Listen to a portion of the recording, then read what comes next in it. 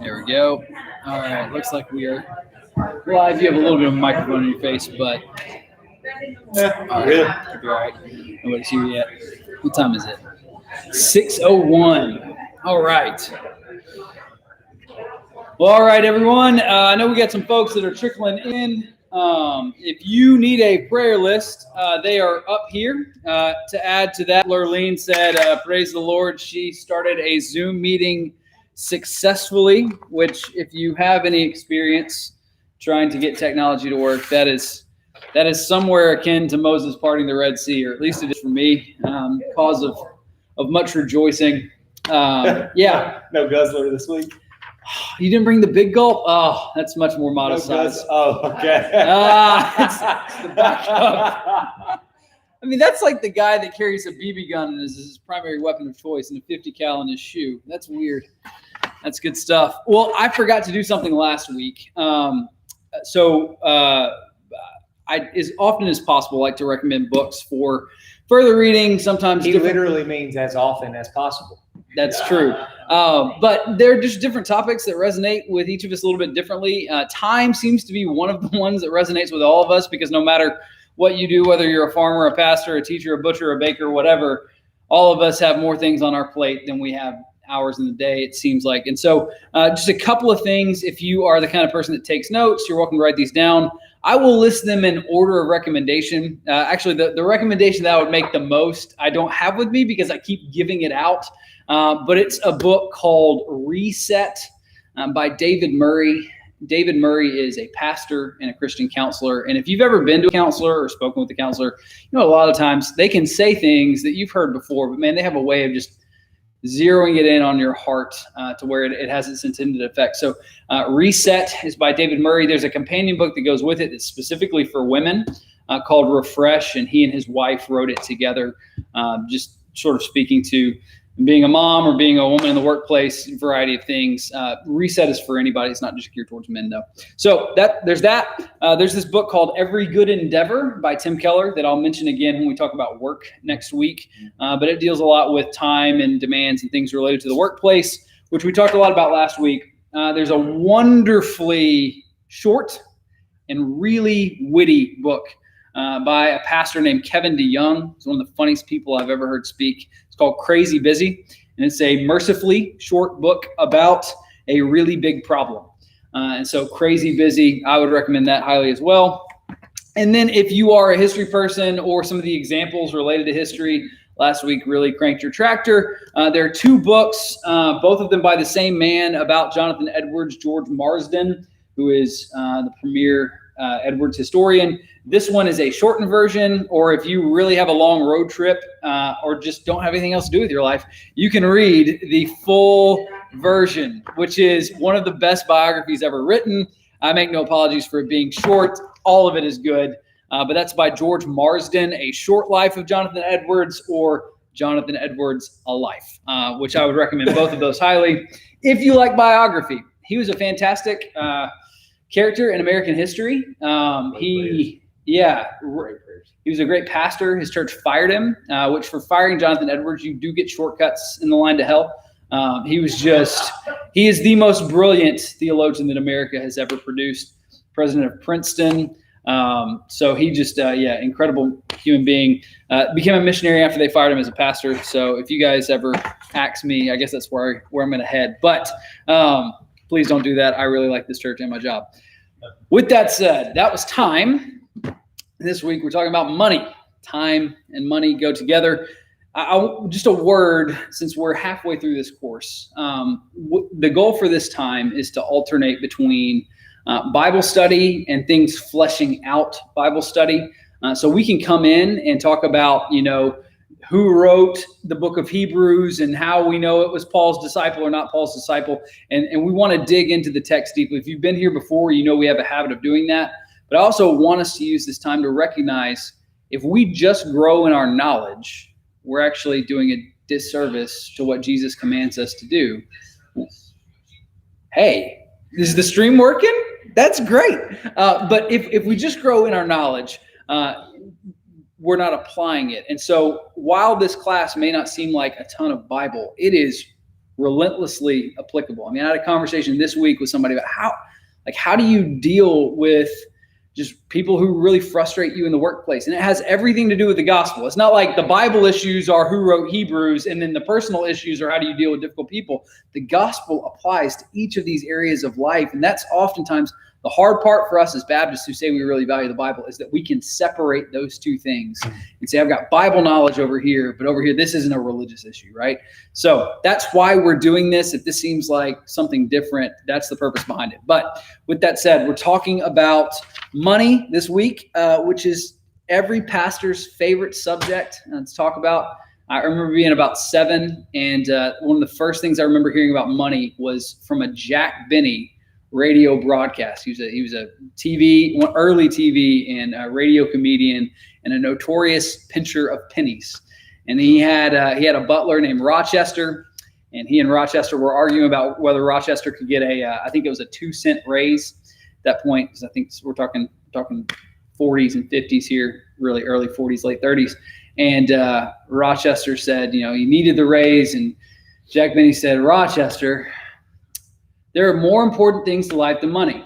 And Rochester looked back at him and said, yeah, they all cost money, right? And that is where we find ourselves, that we know there are more important things in life than money, and yet money provides this overriding control in our life for all of us. We're always thinking about it to some degree, or staving off the tendency to think about it. So the lecture this week talked about sort of categorize money in 3 different ways. Many of you may remember this. The first one was that it's a gauge of where our heart is at, right? Jesus says in Matthew chapter 6, verses 19 through 21, that we're to pay attention to our desires. He says, because where your treasure is, there your heart will be also. So our hearts do, according to Jesus, tend to follow our wallets. We've talked about, if you want to know what you value in life, your Amazon purchase history may have something to inform you about, or wherever you buy whatever you buy. So you got a gauge of your heart. It's also a corrosive, Dr. Allen mentioned, making the point that money is something that's neutral. However, our hearts are never in neutral, right? We are always gravitating towards or pulling away from some sinful tendency. And so while money is certainly neutral, kind of like power, authority, right?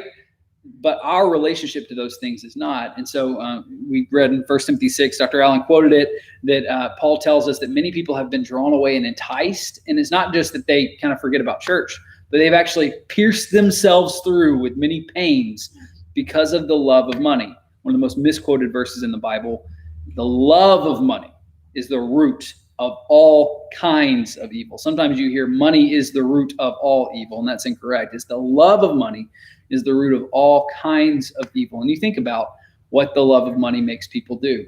Neglect their family, in dishonest business practices, things like that, as well as just generally being someone who's miserable to be around. We've all been around that person who either is always talking about money, or they're constantly trying to pinch a penny, and they're no fun to be around. You know where I'm going with this. The variety of sin that can spring up in our heart as a result of the love of money proves that it's a corrosive. But then finally, he described it as a tool, and that's obviously where we want to be as Christians, is using money as a tool. We see Jesus do that. I mean, the group of women Luke tells us about that follow him around and are wealthy, they supply him and his disciples with the things that they need for living out of their own possessions. This is actually, Taylor and I were talking about this earlier, why talking and preaching about money are so vitally important. Many of you mentioned in the comments that you grew up and you were raised that it was impolite to talk about money. And so was I. And I think that's good, sound advice. There's nothing worse than being at a party and having somebody say, well, how much do you make? And it just goes down, right? That's good social advice. However, Taylor mentioned this, that when the Bible addresses something as being a sin issue, it is unwise for us just to refrain from talking about it because it makes us uncomfortable. So what the Bible says to each one of us is what we do with our money very much matters to God, right? When we talk about tithing and giving and things like that, a lot of times the passages that deal with money in the church speak about paying pastors. But the reality is that the principle that underlies those things is if we receive a benefit, a spiritual benefit from the church, then we are obligated to help invest in that, right? And so you'll have conversations with folks that, say things like, I give in other ways, right? I give through my time, or I give through my availability. And all of those things are wonderful, right? But the Bible specifically commands that we actually give to the local church. And sometimes the things that you want to say as a pastor that you can in those conversations are, well, I appreciated all the compliments about the music and how meaningful the service was, but the air conditioning that we ran while that was going on, and the light bill that was on there, and the 40 plus hours of preparation that went into it, and the projector and all those things, they're paid for by God's people, right? And so the statistics are pretty clear. About 20% of people in every church give about 80% of the money that makes the church function.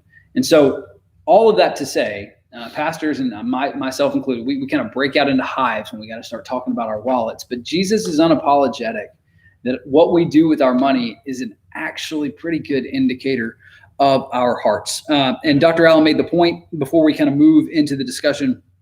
He made the point that we talk about 10% a lot. That's kind of the big Bible money figure. Are you giving 10%? And he said that most of us view that 10% as sort of the spiritual tax, right? That it's something that we going to have to pay because, God said so.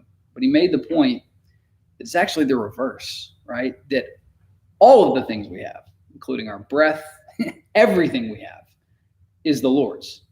So none of it belongs to us. It's actually very gracious of the Lord to allow us to keep and use 90% of it. That's remarkably gracious of him, given the fact that everything we did to earn money is tied up in Lord's gifts to us. So with that said, I want to spend the next 10 minutes going through, he gave 7 things that we need to remember about money. And kind of unpacking those a little bit and then discussing some of them. So the first one he mentioned was that we are to love the provider, not the provision. And I think you see this in God's people, like with Moses, when God says, listen, I'm done with you guys. I'm going to leave. You can be on your own. And Moses says, listen, we could even go to the promised land without you. But if it's without you, we don't want to go. Right? Because it's not about the things that you do to provide for us. You yourself are our greatest treasure. So we are to love the provider, not the provision. That's one of the ways that we can sort of do surgery on our own hearts. He says that we're to pursue contentment, not gain. And I love, there's a quote from Paul Tripp, also a Christian counselor. Those guys are the best. But he made the point, if I can find it. There we go. He says the love of money is really about contentment. He said love of money is about humility. It's about identity. The love of money is about worship that really roots at the deep issues in our life. Maybe the most subtle of indications that we have a love of money in our lives is an ongoing chronic discontentment in me, that no matter what I have, I'm still not content. So I think most of us would say, I don't love money. None of us is going to come out on a Wednesday night and be like, yeah, that's me. I'm that sinner. I am absolutely obsessed with money. But are we constantly discontent? Is there this underlying level? That could be an indication that even though we say we don't love money, we are actually finding our security there. He mentions that we are to think carefully about the word stewardship. Several of you mentioned this, and this is a really good point, that a steward is someone who is both under authority and has responsibility over something. And that's where the Lord has placed us with our money, right? We are not free to do whatever we want with it. We are under God's authority. But we also have responsibility. In fact, the Lord tells us that he entrusts us with it, which is a staggering thing, that you not only have money, but that is actually God trusting you with that. And Jesus tells us in the parables that what we do with that affects the way that the Lord interacts with us. He who is faithful with little will be entrusted with much. That's not a prosperity gospel thing where if you tithe your 10%, you become a millionaire. But it is the way that the Lord often works with his people, that he entrusts us with small things so that he can trust us with larger ones. So that we are to think carefully about the word stewardship, prioritize giving to God. We've already talked about that. And here's where I wanted to spend a little bit of time. He says that we're lastly to cultivate the heart of a cheerful giver. And I didn't tell Taylor I was going to do this, but you should know one of the best things about Taylor is he is just giddy to like give things away. The man is one of the most generous people I've ever met. And I'm not just saying that because he's sitting on stage. He genuinely in his life just loves giving. He loves giving of his not only time, his abilities. I can now play golf as a result of my friendship with him. He loves giving of his expertise. He loves giving gifts. And so knowing him, I know I am fixing to ask you to brag about yourself, buddy. I'm sorry. But how do you cultivate? I would say you are a very cheerful giver. How do you cultivate that in your life? And then we'll put the question out to the room. It starts with a love for others. And so wanting to see joy out of someone and experience kind of the not the benefit of giving something, but the ability to use that as a way to deepen the relationship. That's a good point. So non-Christian version, you have to like people, or you at least have to like the idea of people. You have to have a love for others. And if that backfires, they owe me. Okay. Pause. Yeah. Okay. So it really does. It's about wanting them. It's also an effort for them to see that there is and it doesn't have to be. I mean, he makes me out to where like I'm giving. I didn't give him the van he drives, the house he's in, but just small things. Just an effort. There's a lot of times we cherish an effort someone makes to give us something or for anything we might receive. Effort goes a long way. And I really didn't tell him I was going to ask that, but that's exactly what I thought he was going to say, is that it really flows out of a relationship and a care for other people. And I would wager that most of us can see that in the folks that we know or in ourselves, that we are oftentimes inclined to be generous, inclined to be giving towards others, whether money or whatever else, when we have a relationship with that person. And that also affects our general disposition towards the world, which is, again, going back to why the local church is so important, why our relationships matter so deeply. If we're not in relationships with other people, it's really easy to sin in these ways, to not be a cheerful giver, to feel like things that are asked of us are burdens and not opportunities to serve one another. But serving other people becomes a joy when we know and love others, which is something that you guys know about Taylor already. So the question is posed to all of us, varying ages of giving history, because we have varying ages of life in here. But we've got real young all the way up to the Rogers. That's right. Keeping with the theme of cracking on the Rogers ages. But yeah, how have you seen, either in yourself or in others, which may be a little bit more socially comfortable way to answer, ways to cultivate a heart that is a cheerful giver?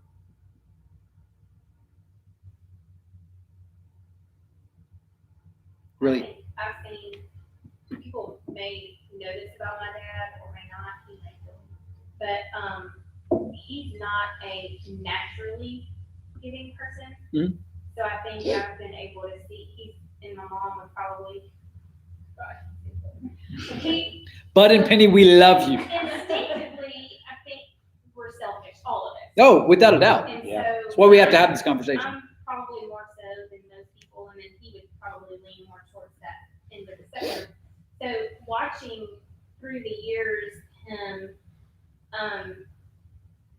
work on that earnestly through the scripture and through serving in ways that did make him uncomfortable, I think it really just kind of came to the forefront for me when, I don't remember what year it was, but when we did like a pastor appreciation, and then like people came up and your boys did it, like several people came in, and just to hear this, and I know it's embarrassing, but to hear this and how he reached those people, but then to also live with him and see how he struggled with not being selfish and not wanting to do things for himself, whether it be hunt or be out in the country or be whatever, you know what I mean? Yeah. Does that make him sound really bad? I'm not No. going to. Amanda, we know it. For those of you who may be new, Bud is Lori's dad and was pastor here for like 26, 28 years, something like that. And he's the man. He really is. He and his wife both. but just watching that, him work through that, and so that's also kind of something that I struggle with and know that, I mean, I naturally want to just have my time, just Sure. kind of keep it all in, for me, and then, but at the same time, seeing how the Lord reaches. Yeah. Especially when you're giving a meal, something as simple as a meal or something like that, like you made somebody's evening easier just because they didn't cook supper. Yeah. Or something, Mhm. I think That's a really good point. Giving the food is, It is the best. I mean, you can give somebody $20 or you can bring them a casserole, and I'll take the casserole. yeah, but the casserole says love, 20 says, hey, I thought of you. That's right. That's a good point. No, but I mean, Lori makes a good point. And I think this may be in the way that we talk about these things. Sometimes when we talk about spiritual, we talk about generosity as a spiritual gift. And I do think that there is something to that, but that probably has more to do with the resources that God has given people and the actual disposition of the heart, because we are all naturally selfish. And to imply that there's generous people and then there's the rest of us, I just don't have that gift, right? It's just a way of justifying our own sin. And so acknowledging that this is a muscle that it takes time and effort to work and can actually grow is a really good point. We don't need to be disillusioned because we are not naturally cheerful givers. That's something we're to work towards. Yes, ma'am. That mine goes along with it as well. That I was very surprised at how much, when he pointed out how much instruction was about money. But just the idea that if I give back to the Lord, my needs will be met. Through my life, that has just been amazing. Yeah. If I give my part, he always covers everything else. And that's just the surprise and the muscle. Yeah. The more you see it, the more you trust it, the more it works. Absolutely. And that's always been amazing to me. Yeah. I mean, I don't think we have to shout, the prosperity gospel says, if you give, you reap, whatever. And I read somebody this week who says it's kind of ironic, it may have been Dr. Allen, that, TV preachers don't just give money to their watchers so that they can receive it in return, right? That's a mark of the hypocrisy. But the Bible does say, Matthew, Clearly. yes, absolutely. We're not to worry. And that, our Father who is in heaven will provide for our needs. Isaiah tells us, I've yet to see the righteous man's child going hungry. And so without apology, the Lord does say that if we trust him, he's going to provide for us. That's what he does as a father. And so that's encouragement. It's how the gospel meets our money, because we have been provided for, because we have these promises, we can be generous. And I think as adults, we sometimes forget, if you grew up in church, children see offerings in church and they see that, and it's just kind of innate. I remember kids that when I watched grow up, I realized I'm still growing up, but it was, you always had a kid who wanted $1, right? They can get, put something in the offering plate. That was kind of what they wanted to do. I think sometimes we become numb to it. Mm-hmm. Yeah. No, I think you make a good point too in terms of training, because of the assumption that if it's not just out of the overflow of our heart and super spontaneous, it doesn't count. But as we train our children and as we train ourselves, the only time to give is not when you're just overflowing with joy, right? That we give as a matter of cultivated, disciplined habit, and our heart follows that action. That seems to be what Jesus is saying when he says, where your treasure is, there your heart will be also, as opposed to where your heart is going, there your treasure should be. The heart is following the money there. That's a good point. Unpopular opinion, but I think the best movie ever made was the original Christmas Carol. When you start talking about money. Ever? Yeah. That's a bold statement. And it's so good. Okay. All right. The black and white one, right? Yeah. Okay. Absolutely. 19 what? 12? 12? I just kept making it up. Early. Okay. I'll have to go back and revisit that. That beats out like Christmas with the Cranks and everything else. I said ever. Okay. All right. Thumbs up, thumbs down? Penny pinching to. Okay. Well, the group is not with you on that. Yeah. So Not that old. not that old. Sid was not born in 1912. He's not the Rogers. All right. So other ways before we see, yeah, we're doing good on time. Other ways. Let's talk about children for a second. Ways that you can help cultivate this with your children, with your grandchildren. Has anybody experienced creative ways to talk about money and giving and generosity and things like that? Yes. Oh, sorry. We got, Miss Faye and then Lee. You're good. Miss Faye, you go. I think if the kids see parents put their tithe in every week. That's right. If they realize mom and daddy or whatever, Mhm. if there's a need in the church of love offering or something. Sure. They want to copy what you're doing. Yeah. And you also, if you give them an allowance or they have a job, Yeah. you sit them down and you tell them, God's blessed you with this money. Yep. And you need to give back to God, and you can't outgive God. That's a really good point. Just show them that, you need to give your 10%, please.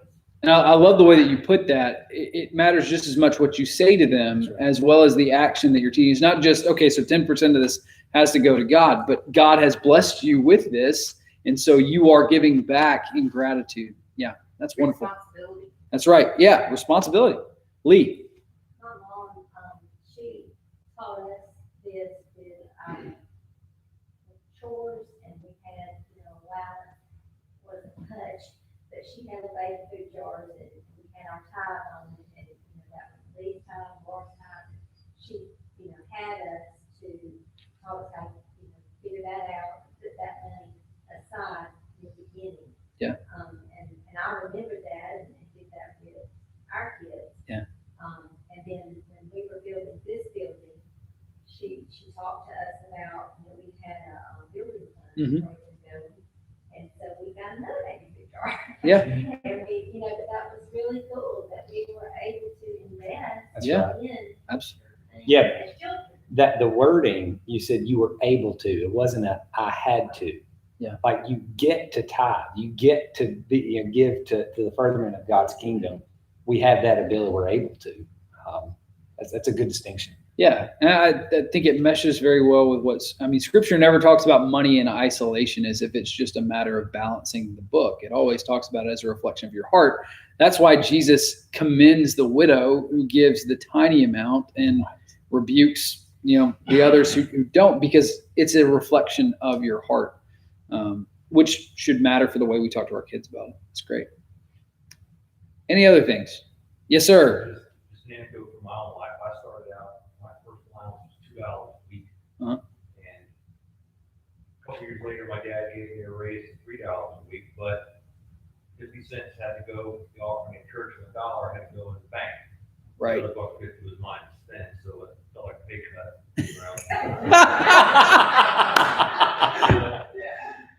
I got used to it. Yeah. Eventually, I got raised to $5 a week, and still 50 cents had to go in the office plate, and $1 had to go in the bank, so that was a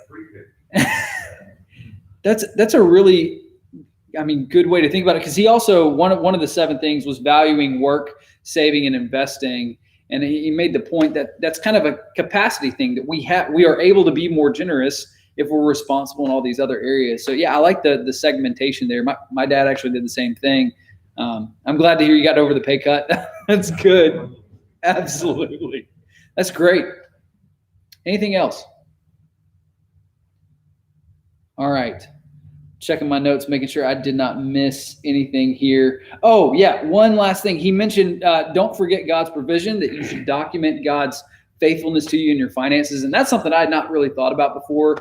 We've tried to keep track of, when God answers prayers in our life and in the life of the church. I've told some of you, I have a notebook that, you write that stuff down in. Some of you are in there, and God's graciousness. Sorry, that could have been taken 2 ways. You are in there because of needs that were in your life and God's graciousness to you. I look back and remember when the Lord answered this prayer about this surgery or this job decision or this interview or whatever. Some of that happened this week, but that doing that with finances is another way to just cultivate gratitude and cheerfulness. So we look back, and Taylor and I were talking about this too. It's funny how you can get in, a tight spot, and continue to give. And it's just, you look back and you go, wait a minute, I ended up not missing that, but I don't remember going, all right, we made it. The Lord just provides. And telling those things to our kids, or telling them to one another in non-boastful ways, I think a wonderful way we can cultivate that as a church. So I'm going to start doing that. I had not really thought about keeping a record of the Lord's faithfulness and finances, but it's helpful to me. So any other practical tips, things like that you found helpful in your own life before we move on? All right. So I get to give my prayer talk. I'm going to kill the stream right now because there's just no way we can do this digitally. But if you've been watching, several of you have, God bless you, and we'll see you on Sunday.